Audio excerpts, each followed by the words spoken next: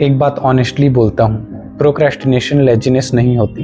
मैं भी पहले यही सोचता था, पर बाद में समझ आया एक्चुअल प्रॉब्लम होती है गलत सोचों में ज़्यादा देर तक अटके रहना। मैं खुद इस फेज में सालों तक रहा हूँ और आज मैं तुम्हें 3 ऐसी सोच बताने वाला हूँ जो मेरी लाइफ में ईयर्स ऑफ प्रोक्रेस्टिनेशन का रीज़न बनी।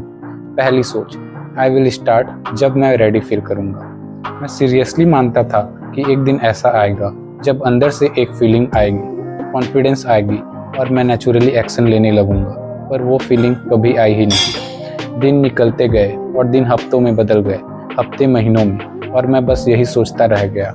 फिर एक दिन क्लिक हुआ कि रेडी फील इसलिए नहीं हो रहा क्योंकि मैं कुछ कर ही नहीं रहा था। सच ये है, एक्शन लेने से रेडी फील होता है, रेडी फील होने से एक्शन नहीं आता।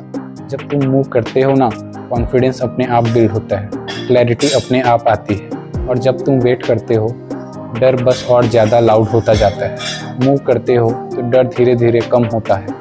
दूसरी सोच, मुझे पहले क्लैरिटी चाहिए। ये वाली सबसे डेंजरस है क्योंकि ये बहुत लॉजिकल लगती है।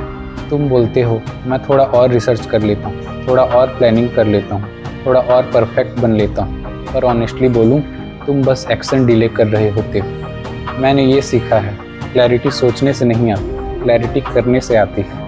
हर छोटा स्टेप नेक्स्ट स्टेप दिखा देता है। तुम पहले से पूरा पाथ नहीं देखते, तुम बस पहला स्टेप लेते हो और पाथ अपने आप बन जाता है। तीसरी सोच, लाइफ थोड़ी शांत हो जाएगी फिर मैं कंसिस्टेंट बनूंगा। ये वाली लाइन मैं खुद से 1000 बार बोल चुका हूँ। जब काम कम हो जाएगा, जब स्ट्रेस कम हो जाएगा, जब मुझे टाइम मिल जाएगा। पर ट्रुथ ये है, लाइफ कभी शांत नहीं होती, बस प्रॉब्लम्स चेंज होते रहती हैं। आज कुछ और, कल कुछ और।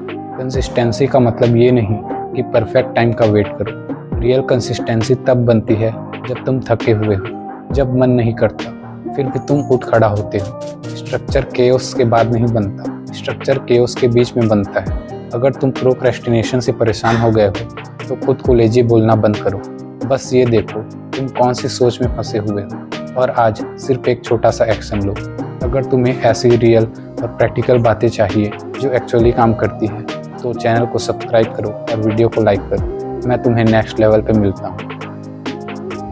अब एक रियल स्टोरी से मैं समझाता हूँ जो वी ने मलेशिया से सबमिट की है सीक्रेट वेबसाइट पे। मैंने अपने बाल बहुत ज़्यादा छोटे कटवा लिए थे और उन्हें ज़्यादा कलर भी करवा लिया था, जिससे उन्हें काफ़ी डैमेज हो गया। ओवर थिंकिंग की वजह से मैं खुद को ब्यूटीफुल फील नहीं कर पा रही थी और मेरे फेस पर पोर्स और डार्क मार्क्स भी दिखने लगे थे। मैं बहुत ज़्यादा वरिड थी। फिर मैंने डिसाइड किया कि मुझे अपने बाल हेल्दी, थिक और ब्यूटीफुल चाहिए और साथ ही मेरी स्किन भी क्लियर और हेल्दी होनी चाहिए। लेकिन मैंने नोटिस किया कि मैं प्रोक्रेस्टिनेट कर रही थी। मैं ज़्यादा फोकस उस पर कर रही थी जो मुझे नहीं चाहिए था, ना कि उस पर जो मैं चाहती थी। मुझे पता था कि मैं अपने गोल्स अचीव कर सकती हूँ, लेकिन मैं डिसीजंस लेती थी और फिर उन्हें इग्नोर कर देती थी। ये मेरे लिए एक लेसन था कि कंसिस्टेंसी ही सब कुछ है और मुझे पूरी तरह से अपनी डिज़ायर पर फोकस करना होगा। सिर्फ 2 हफ्तों के अंदर ही मैंने एक बड़ा डिफरेंस नोटिस किया। मेरे बाल ग्रो होने लगे थे और मेरी स्किन क्लियर हो रही थी और ग्लो कर रही थी। मैंने सच में खुद से प्यार करना शुरू कर दिया।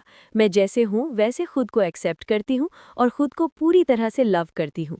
यूनिवर्स हमें ये सिखाता है कि जब हम खुद से प्यार करते हैं तब हम अपनी डिज़ायर्ड चीज़ें अट्रैक्ट कर पाते हैं।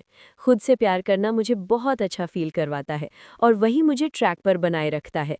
जब भी मैं भटकने लगती हूँ, मैं खुद को याद दिलाती हूँ कि मुझे वापस सेल्फ लव की तरफ आना है। मैंने ये लेसन अच्छे से सीख लिया है। इससे पहले वाला वीडियो देखें जिससे आप 9 मिनट्स में लाइफ में नेक्स्ट लेवल में जा सकते हो।